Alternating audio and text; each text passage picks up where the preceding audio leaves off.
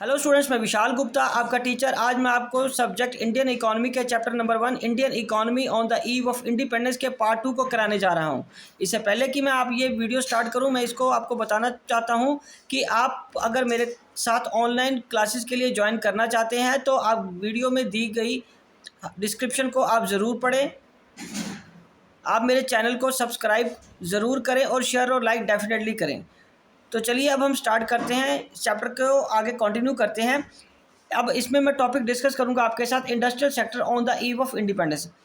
तो इसमें हमें एक महत्वपूर्ण चीज़ ये है कि it was a systematic deindustrialization in is the term that describe the status of the industrial sector during the British rule. मतलब सिस्टमेटिक डी इंडस्ट्रियलाइजेशन जो टर्म यूज़ की गई है हमारी इंडस्ट्री को तबाह करने के लिए ब्रिटिश रूल में, मतलब इट इम्प्लाइड टू थिंग। इसमें दो चीज़ें सामने आती हैं। पहला है decay of the world famous traditional handicraft industry owing to the discriminatory policies of the British government.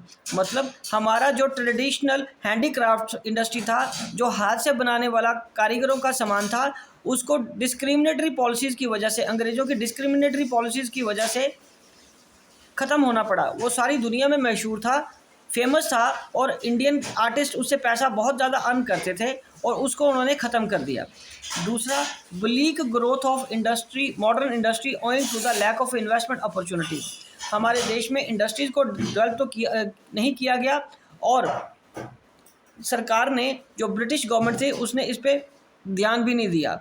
जिन लोगों ने भी इंडस्ट्री को डेवलप किया उन्होंने खुद अपने दम पे ही किया और अपॉर्चुनिटीज़ गवर्नमेंट की तरफ से कोई प्रोवाइड नहीं की गई इंडस्ट्रीज को लगाने के लिए।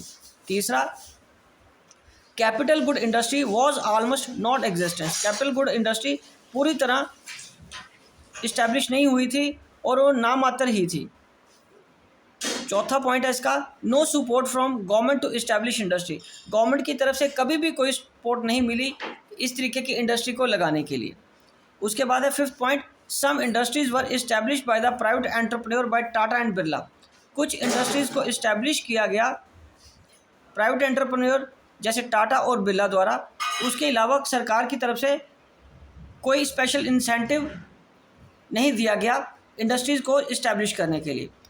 तो अगला लास्ट पॉइंट है इसका, discriminatory tariff policies of the state. इसका मतलब ये है कि जो हमारा हैंडीक्राफ्ट था, हैंडीक्राफ्ट, उस पर जो एक्सपोर्ट होता था ये, तो इस पर हैवी ड्यूटी लगा दी। हैवी ड्यूटी मतलब हैवी टैक्स, ज़्यादा टैक्सेस लगा दिए। ठीक है जी। और जो हमारे देश में इंपोर्ट होता था मशीन मेड गुड्स ब्रिटेन से, उस पर इंपोर्ट ड्यूटी लेस कर दी।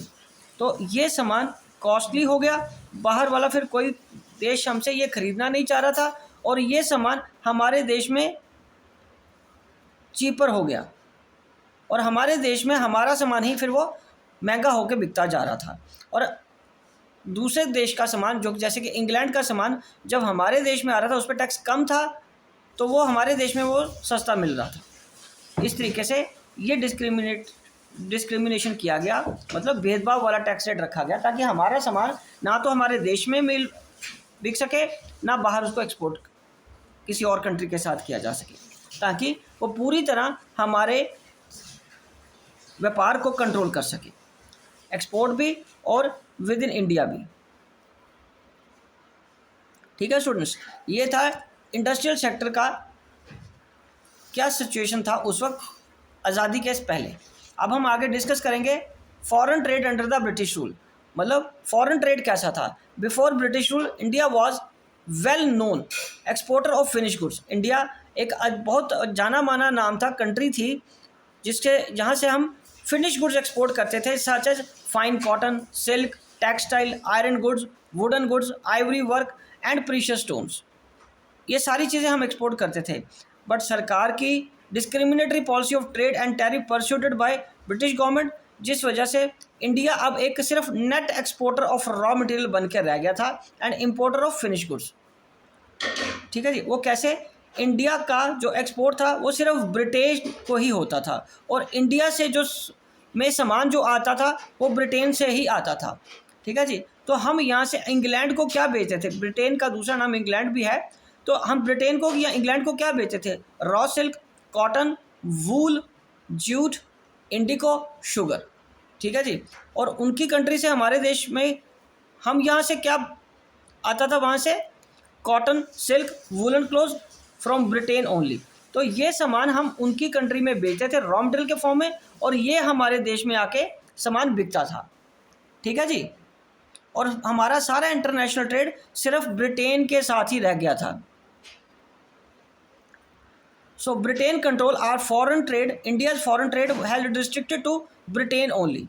India had surplus profit earned from foreign trade. हमारा जो सरप्लस भी होता था, प्रॉफिट भी होता था, मतलब इंपोर्ट एक्सपोर्ट करके, बट ब्रिटिश गवर्नमेंट ने कभी भी इस पैसे को हमारे देश के डेवलपमेंट के लिए, इंफ्रास्ट्रक्चर के लिए नहीं खर्च किया, बट यूज टू मीट अपने administrative expenses of British government को पूरा करने के लिए उन खर्चों को पे पैसा लगाया, या एक्सपेंसेस ऑफ वॉर, जो अंग्रेज़ों ने लड़ाइयाँ लड़ी थी वो पैसा उसमें लगाते थे, लेकिन हमारे देश में के इंफ्रास्ट्रक्चर पे वो पैसा नहीं खर्च करते थे। राइट स्टूडेंट्स, चलिए अब हम आगे डिस्कस करते हैं demographic profile during the British rule. तो डेमोग्राफिक प्रोफाइल का मतलब क्या है कि हमारे कंट्री में उस समय आज़ादी के से पहले हमारे देश की डेमोग्राफी कैसी थी। डेमोग्राफी में हमारा birth rate, death rate, infant mortality rate, life expectancy rate और लिटरेसी रेट, ऐसी चीज़ें हम स्टडी करते हैं। तो सबसे पहले हम डिस्कस करेंगे demographic profile during British rule में birth rate and death rate. तो birth rate and death rate both were very high. इसका हाई का मतलब क्या है कि बर्थ रेट वाज 48 पर 1000 एंड डेथ रेट वाज 40 पर 1000। मतलब 48 पर 1000 बर्थ रेट था और डेथ रेट 40 था। तो these high rate suggest a state of massive poverty. इससे पता चलता था कि हमारे देश में उस समय बहुत ज़्यादा गरीबी थी। ठीक है जी। अगला पॉइंट है infant mortality rate. Infant mortality rate that was called death rate below the age of 1 year. मतलब 1 साल से कम उम्र के बच्चे, जिनको हम नवजात बच्चा भी बोल सकते हैं, वो जल्दी मर जाते थे 1 साल के भीतर, was very high. It was about 218 पर 1000। मतलब पर 1000 1000 बच्चे अगर पैदा होते थे तो 218 उसमें 1 साल से कम की एज में ही दम तोड़ देते थे। It was a sign of poor health care. उनको अच्छी हेल्थ केयर नहीं मिलती थी, associated with the extreme poverty, और गरीबी की वजह से के साथ ये एसोसिएटेड है।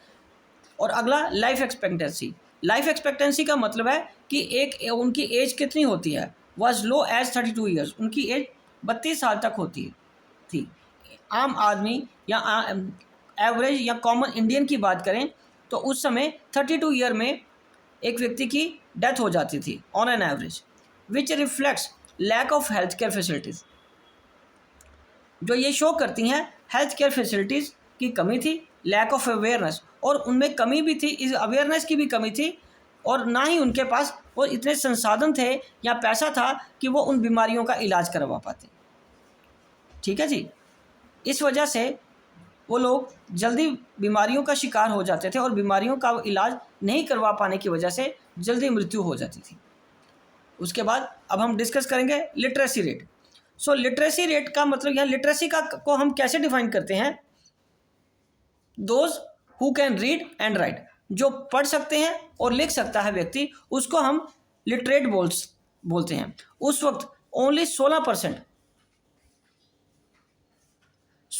लोग ही पढ़े लिखे थे उस वक्त देश में। और उससे क्या रिफ्लेक्ट होता है, क्या पता चलता है कि हमारे देश में उस वक्त सोशल बैकवर्डनेस बहुत ज़्यादा थी और इकोनॉमिक बैकवर्डनेस भी बहुत ज़्यादा थी।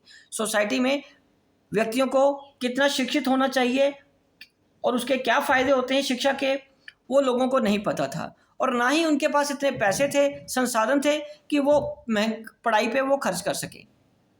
उसके बाद female literacy was very worst. वो बहुत ज़्यादा वर्स्ट थी, बहुत ख़राब थी। ओनली 7% महिलाएं ही सिर्फ पढ़ने भेजी जाती थी।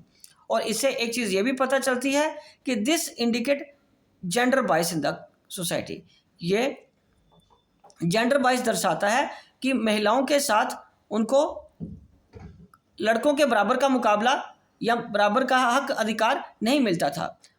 लड़कियों को पढ़ाना लिखाना ज़रूरी बिल्कुल नहीं समझा जाता था। नो डाउट ज़्यादा लोग पढ़े लिखे नहीं होते थे, लेकिन उनमें भी जो महिलाएं हैं उनको पढ़ाने लिखाने की साक्षरता दर सिर्फ 7% थी, जो कि ये इंडिकेट करता है कि जेंडर बाइस थे लोग।